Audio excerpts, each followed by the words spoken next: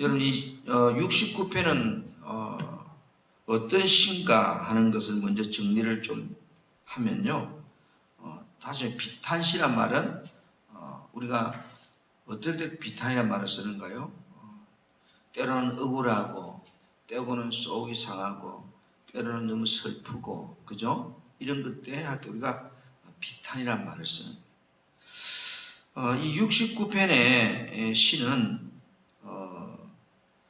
반역의 어떤 깊은 그 물에 빠진 다윗왕 말년, 그러니까 다윗이 이제 늙어서 이제 앞을 제대로 잘 구분하지 못하던 그런 시대에 반역을 일으킨 사건으로 인해서 탄식하면서 하나님의 공의와 하나님의 심판과 하나님의 구원의 도우심을 간구하는 그런 비탄시입니다.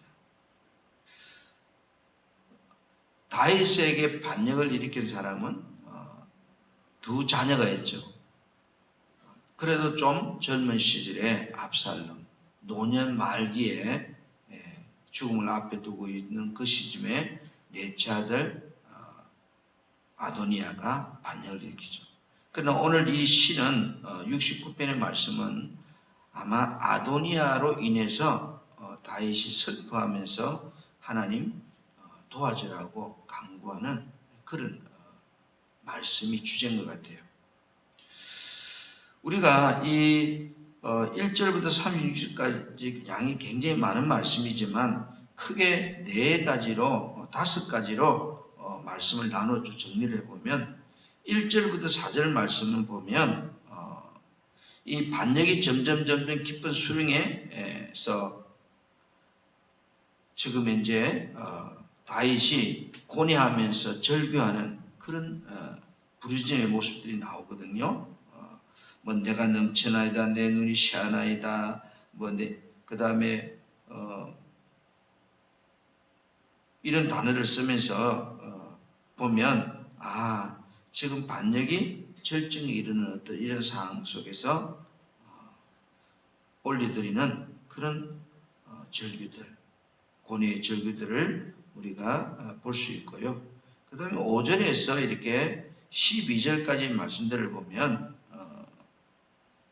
하나님의 사람이기에 그래도 다윗은 억울한 수욕을 견디면서 하나님께 호소하고 있는, 하나님 도와주라고 호소하는 그런 말씀들이에요. 그 다음에 13절에서 18절까지 이런 말씀들을 보면 어떤 말씀이냐면 지금 깊은 수렁 속에서 하나님 건져주라고 부르짖는 절박한 기도들이거든요. 하나님 도움을 요청하는. 그 다음에 19절에서 29절 말씀은 이렇게 정리해 보면 그래도 하나님이 이 고난을 주신 자에게 대해서 공의로 심판해 주라고 간구하는 거예요. 하나님, 공의란 말은 옳고 그름 속에서 정의롭게 심판해 주는. 그리고 이제 30절에서 32절 마지막 절까지 말씀 보면 이 주인공 다윗은 하나님의 구원의 확신에 근거해서 하나님을 찬양하고 또 선하고 주의 이름을 사랑하는 자에게 복락을 줄 것을 선언하고 있습니다. 그래서 이 시편들의 시의 끝부분을 보면 늘 뭐요? 가정은 우리가 살면서 억울하니까 부르짖기도 하고 기도하기도 하고 탄원하기도 하고 속상하니까 미워하기도 하다 결론은 뭐요? 하나님의 주권을 인정하면서 하나님이 반드시 좋게 해주실 것이라고 하는 것이 시편 시들에 보면 다 끝부분의 결론이 그렇게 나오고 있어요. 이것이 신앙생활의 모습이에요. 왜? 우리도 사람이기 때문에 나를 미워하는 사람이 있으면 밉잖아요. 안 미우면 그 사람 아니에요. 이중인격자예요. 속이 상하면 상한다고 이야기하잖아요. 그러나 우리는 믿음의 사람이란 말은 그럴지라도 결론은 하나님이 반드시 우리를 좋게 할 것이다 라고 고백하는 것이 시편 시들에 보면 공통적인 편집의 내용이에요. 믿음이 뭔가?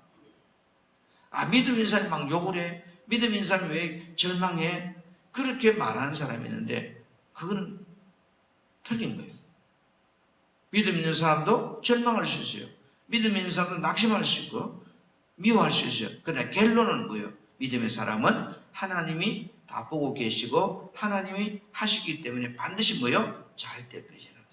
하나님을 찬양하고 고백하는 모습으로 다 고백이 끝난다는 거예요. 오늘 우리가 이 69편을 통해서 이 아침에 잠시 묵상하고자 하는 것은 문제를 대하는 다윗의 모습입니다. 나는 문제를 만날 때 어떻게 대하느냐 거죠. 오늘 지금 다윗에게 그 아들 아도니아가 반란을 일으켜서 자기가 왕이 선포하잖아요. 이런 상황을 바라보면서 지금 이제 다윗은 이 문제를 어떻게 풀어가냐는 거죠. 오늘 저와 여러분이 내 삶에 문제가 찾아올 때 우리는 어떻게 풀 거냐는 거죠. 1절 2절 말씀을 보면 하나님이여 나를 구원하소서. 물들이 내 영혼에까지 흘려들어왔나이다. 나는 설 곳이 없는 깊은 수렁에 빠지면 깊은 물에 들어가니 큰 물이 내게 넘치나이다. 이랬어요. 하나님을 바라볼 때 결코 뭐예요? 이게 무슨 말이에요? 믿음의 사람은 망하지 않는다는 겁니다. 지금 내 영혼까지 흘러들어오고 내가 설 곳이 없고 내가 깊은 수렁에 빠져들어가니 큰 물이 내게 넘치나다고 말하고 있지만 결국은 망하지 않는다는 거예요. 이런 상황이 돼도 믿음의 사람은 무너지지 않는다는 거예요.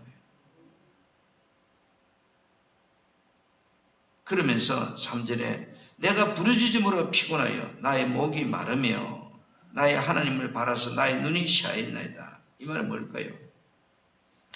얼마나 기도를 오래 했으면 인내하고 계속했으면 지금 이제 목이 말랐고 눈이 시야에 앞이 보이지 않을 정도까지 이렇게 표현하고 있을까? 이 말은 우리가 기도 중에 중요한 것이 하나 있죠. 그게 인내죠.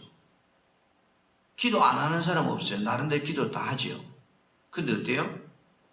기도해놓고 돌아서서 안 된다고 포기하잖아요. 기도는 기도하는 것 못지않게 믿고 인내하는 것이 중요한 겁니다. 그래서 다윗이 얼마나 이 문제를 놓고 하나님 앞에 간절히 기도한 후에 인내했는지를 기다렸는지를 말해주는 거예요. 우리는 성경에 보면 아도니아가 가서 왕이 되겠다고 반란을 일으킬 때 나단 선지자가 들어와서 그 다음에 바세바를 부르고 그 다음에 바세바를 통해서 다시 솔로몬을 불러들여서 솔로몬에게 왕위를 이전하는 그런 말씀이 바로부터 나오니까 아도니아 가서 반란을 일으키자 바로 솔로몬을 그게 아니에요. 그 사이는 많은 고뇌와 갈등과 시간의 공백이 있다 이 말이에요. 성경은 그렇게 시간의 공백이 없어요. 아도니아가 반란을 일으켰다는 소리를 듣자 바로 뭐예요? 나단 선지자가 왕이여 당신이 그렇게 아도니아 왕이 되라고 허락했느냐고 아니라고 바세바를 부르라고 그러죠. 그리고 바세바가 왕에게 구하고 왕이 애적에 하나님 앞에 이 솔로몬을 후계자로 세운다고 말씀하지 않았냐고 그렇게 말하죠. 성경은 배경이 없지만 지금 이제 아도니가 반란을 일으키고 잔치를 베푸고 왕을 선포하고 이런 과정이 많은 공백이 있다는 거죠. 그 공백 속에 다윗은 뭐요? 하나님께 부르짖고 그 다음에 이 문제를 놓고 하나님께 믿고 인내하는 그런 모습이 지금 이제 3절에 보여집니다. 그죠? 우리가 어떤 문제를 발생하면 금방 해결되는 문제가 대부분 없죠. 크고 작든 간에 시간이 필요하죠. 그때 어떻게 우리가 견디냐는 거죠. 10절부터 11절까지 쭉 누르면 내가 곡하고 금식하였더니 이러잖아요. 그것이 도리어 나의 욕이 떴다. 악한 자들의 모욕도요, 다윗은요, 신앙으로 견디면서 성화시켜요. 원수들이 나를 공격해 올 때 그 모욕을 다 믿음으로 성화시켜요. 내가 굵은 배로 내 옷을 삼았더니 이런 말이 뭘까요? 이스라엘 보면 죄를 뒤집어쓰다 이런 것도 좀 해괴거든요. 벼옷을 입었더니 내가 그들의 말거리가 됐다며.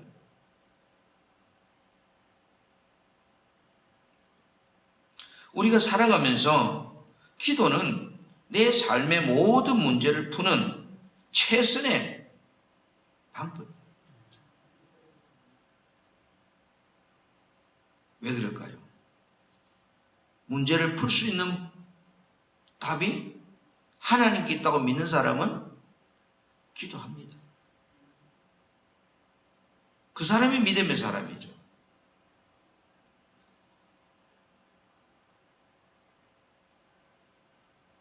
비록 나를 공격하고 나에게 고통을 주는 이 모욕적인 상황을 믿음으로 승화시켜요. 우리가 살아가는데 나에게 좋아하는 사람이 있던가요?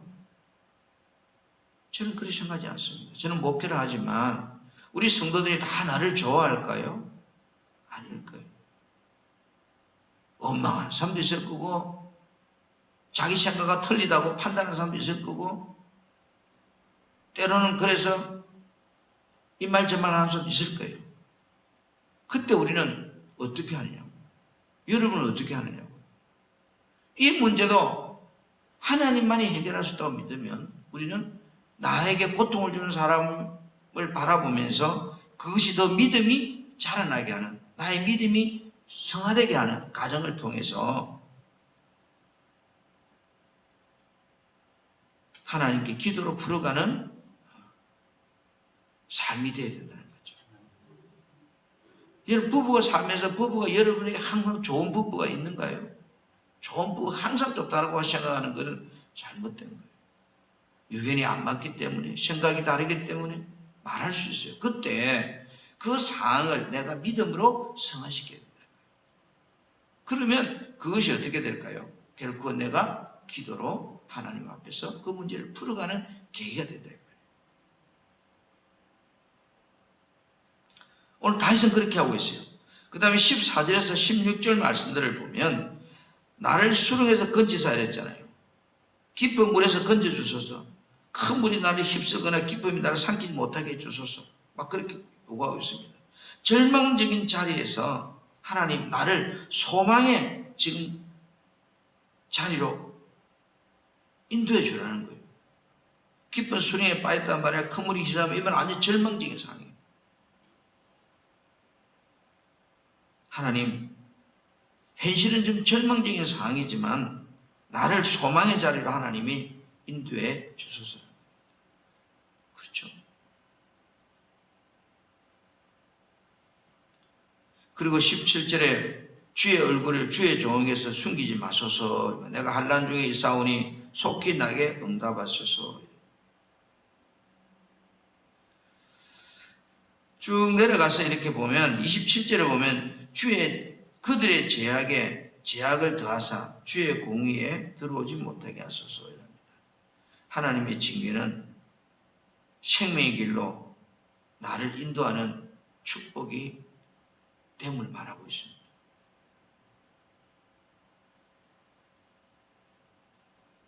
오늘 살아가는 이 시대의 우리 삶 속에 나에게 주어지는 이 어떤 아픔과 고난은 정말로 내가 하나님 앞에 내 믿음으로 승화시킨다면 그것이 나를 생명의 길을 인도해가는 축복이 된다. 그런 거예요.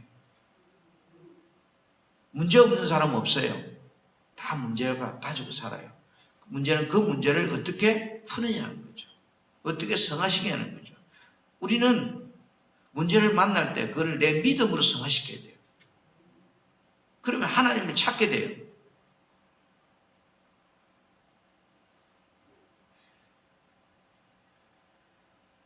30절과 31절 말씀을 이렇게 보면 내가 노래로 하나님 이름을 찬송하며 감사함으로 하나님을 위대하시다니, 그죠? 이것이 소꽃 뿔과 굽이 있는 항소를 드림보다 여호와를 더욱 기쁘시게 함이 될 것이라. 여러분, 참된 믿음은, 진실한 믿음은 감격과 감사로 하나님께 예배하는 신앙으로 나아가는 겁니다. 분명히 다윗은 지금 아들의 반란으로 이게 놓여있는 이 엄청난 상황에서 하나님 앞에 그는 이 문제를 가지고 기도했습니다. 절망적인 상황에서 기도했습니다. 그의 결론은 어떻게 납니까? 참된 신앙은 감격과 감사로 드려지는 예배로 하나님께 올라가더라는 거예요. 오늘 저와 여러분, 우리 인생에 문제를 어떻게 풀 것인가? 다윗을 보면서 힘들면 힘들다고 여러분 하나님께 구하세요. 속이 상하면 속이 상하다고 말하세요.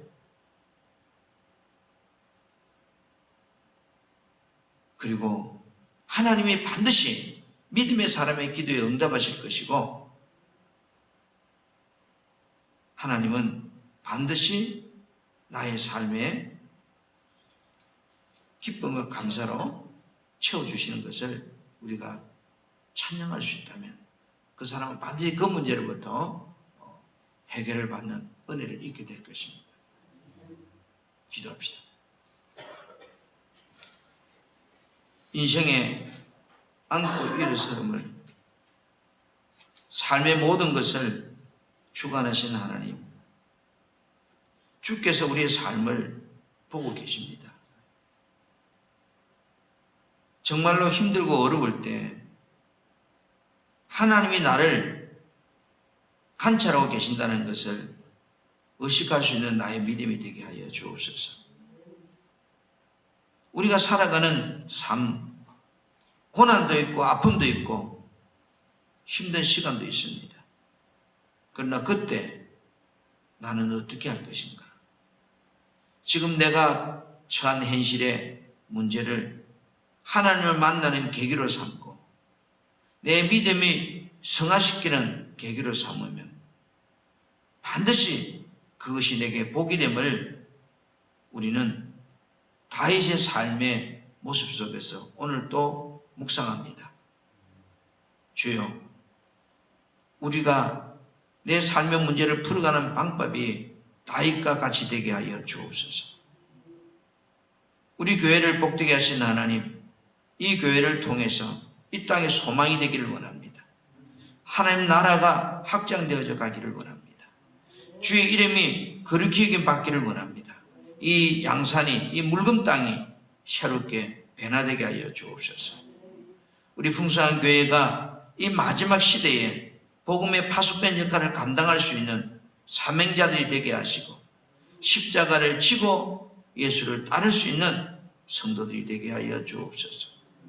낮아지는 자리로 내려가게 하시고 겸손한 자리로 내려가게 하시고 사랑하는 자리로 내려가게 하시고 십자가의 모습이 나의 삶에서 유대게 보여지게 도와주옵소서. 질병 중에 고난 중에 있는 성도들, 물질의 어려움으로 고통 중에 있는 성도들, 또 여러 가지 환난과 아픔 속에서 낙심함에 좌절한 성도들, 저들을 하나님이 만져주시옵소서. 저들이 하나님을 찾게 은혜를 주옵소서. 불쌍히 여겨 주옵소서. 주의 도움의 손길이 그들에게 임하게 하여 주옵소서. 오늘 주의 전에 나와서 예배하는 모든 성도 한 사람 한 사람에게 하나님의 치료하심과 위로하심과 은혜 주심이 있기를 원합니다. 이 코로나 시대에 예배가 회복되게 하시고 정말로 예수가 나의 답이 되는 인생을 살 수 있도록 우리에게 복을 내려 주옵소서. 이 새벽에도 주님 앞에 예배하러 나와서 함께 예배하는 우리 성도들에게 한량없는 구원의 은혜와 은총이 임하게 하여 주옵소서. 예수님 이름으로 축복하며 감사하며 기도드립니다. 아멘.